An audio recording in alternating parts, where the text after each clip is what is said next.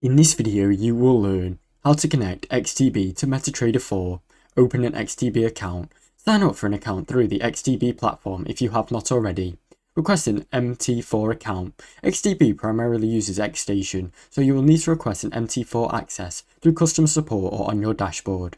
Download MetaTrader 4, get the MT4 platform from the official site or XTB's provider resources. Install and open MetaTrader 4.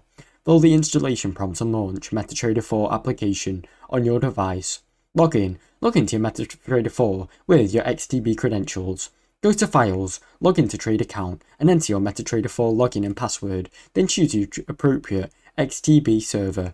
Start trading. Once logged in and successful, you will be connected and ready to trade on MP using your XTB account. Now you know how to connect XTB to MetaTrader 4. Thanks for watching. Don't forget to like and subscribe.